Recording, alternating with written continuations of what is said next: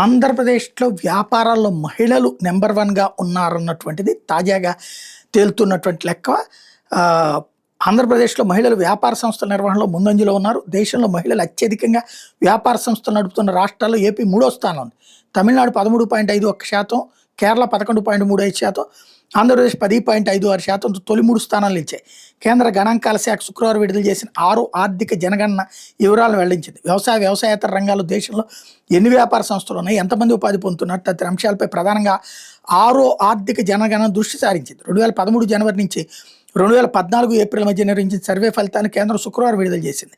దేశంలో 5.85 కోట్ల వ్యాపార సంస్థలు ఉంటాయి. అందులో సగం 5 రాష్ట్రాల్లోనే ఉన్నాయి. అత్యధిక వ్యాపార సంస్థలు 10.10% ఉన్న రాష్ట్రాల్లో ఏపీ 5వ స్థానం నిలిచింది. ఉత్తరప్రదేశ్, మహారాష్ట్ర, పశ్చిమ బెంగాల్, తమిళనాడు మనకంటే ముందున్నాయి. ఆక్వా రంగానికి సంబంధించి 1.2 లక్షల సంస్థలతో ఏపీ నెంబర్ 1గా నిలిచింది. దేశం మొత్తం మీద ఉన్న ఆక్వా రంగ సంస్థలు 4వ వంతు మన దగ్గరే ఉన్నాయి. ఈ రంగం దేశవ్యాప్తంగా 8.8 లక్షల మందికి పని కల్పిస్తున్న ఆంధ్రప్రదేశ్ 1.9 లక్షల మందితో అగ్రస్థానంలో ఇచ్చింది. అటవీ, కలప వ్యాపారాలకు సంబంధించిన సంస్థలు అత్యధికంగా ఉన్న రాష్ట్రాల్లో ఏపీ 8.44%తో మూడో స్థానంలో ఉంది.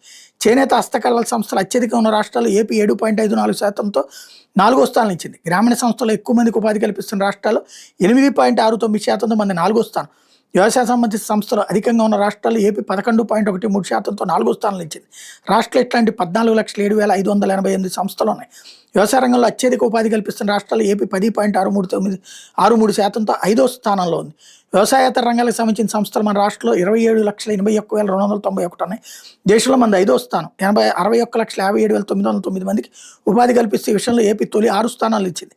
దేశంలో 18,73,624 హస్తకళల తయారీ సంస్థలు ఉంటే అందులో ఏపీ వాటా 1,23,018. ఈ సంస్థలు అధికంగా ఉపాధి కల్పిస్తున్న రాష్ట్రాల్లో ఏపీ 7.5% 4వ స్థానంలో ఉంది. ఇక్కడే గుర్తుపెట్టుకోవాల్సింది ఏంటంటే ఎన్ని ప్రభుత్వాల ప్రోత్సాహకాల వల్ల సాధ్యంగా లేదు. ఇందులో ప్రభుత్వాల ప్రోత్సాహకాలు 1%, 2% కూడా ఉండదు. మిగతాదంతా కూడా ప్రజలు స్వచ్ఛందంగా చేసుకునేటటువంటిది. వీటికి ప్రోత్సాహకాలు ఇవ్వాలి. తీసుకెళ్ళి బడా పారిశ్రామికవేత్తలకి వేల కోట్లు, లక్షల కోట్లు తగలేస్తున్నారు.